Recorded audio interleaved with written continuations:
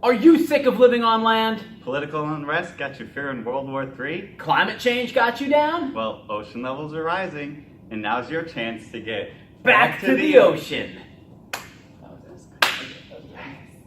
Hi, my name is Evolutionary Pressure. And I'm Natural Selection, and we're here to tell you about a revolutionary transition that can cure you of all your terrestrial ailments. That's right, folks. We're here to help you shed those land-loving habits and get back to the ocean as a marine tetrapod. Tetrapods first emerged in the Devonian, and by the end of the Permian, some of them are already itching to get back in the water. And some of those groups are still around today. We have helped more than 30 different tetrapod groups return to the ocean, each at different times and for different reasons.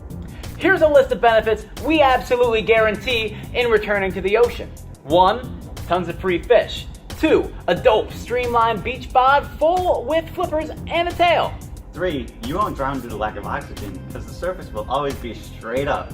And 4, if you miss the land and want to make frequent visits, we're more than willing to provide you with all-terrain limbs.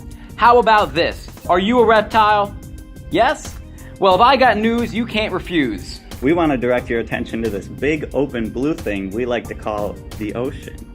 You might have heard of it. Your great-great-granddaddy used to live there, and it's about time you came home. Now, you live in the early Mesozoic.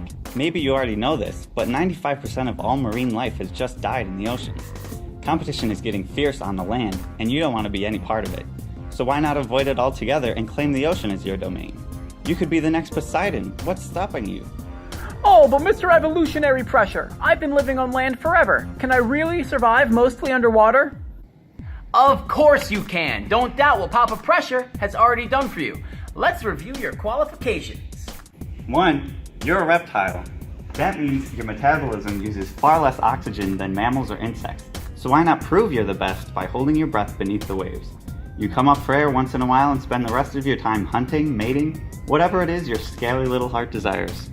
2, you ever see that special lizard as they walk on by? The way they swing those hips, man, it could bring a crocodile to tears. But that motion is sinusoidal. Your body is already like a wave. You walk that particular way because your great-great-granddaddy had to when he lived in the ocean. So, the way you walk on land is perfect to stir up a commotion as your ocean locomotion.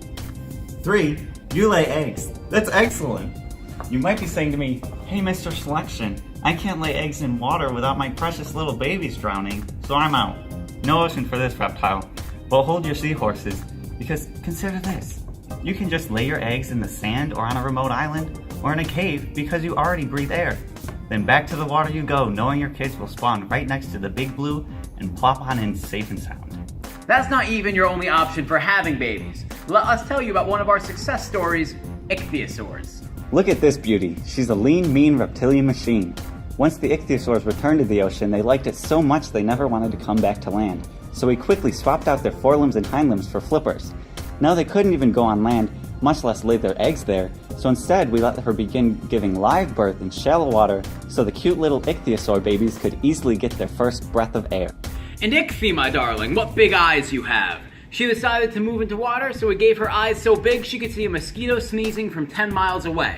Hyperbole. But hyperbole aside, here's a fact. We gave ichthyosaurs the largest eyes out of all creatures ever. All the better to see you, its prey, and its predators with. Watch how ichthyosaurs move their body in that same sinusoidal pattern we talked about before. In order to catch a fish, you gotta think and act like a fish. So we specialized their tail to look like a fish's so they can swim along their body axis. Here's another success story you might have heard about. Plesiosaurs. We got short necks, long necks, everything in between. One thing I want to point out is the amazing sequence from forelimbs made for grasping to forelimbs made for gliding underwater.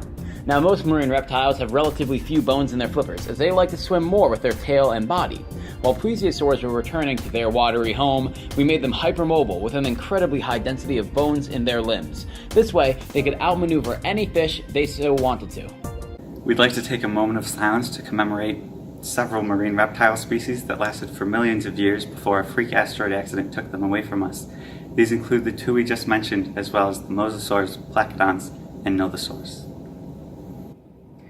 We'd also like to congratulate several extant species of marine reptile that are still around and representing us hardcore in this modern era. That includes sea snakes, marine iguanas, and the one group that has outlasted all others, sea turtles. So whether you're a mammal, reptile, or otherwise, The next time you go to the beach, we hope you keep us in mind and get back to the ocean.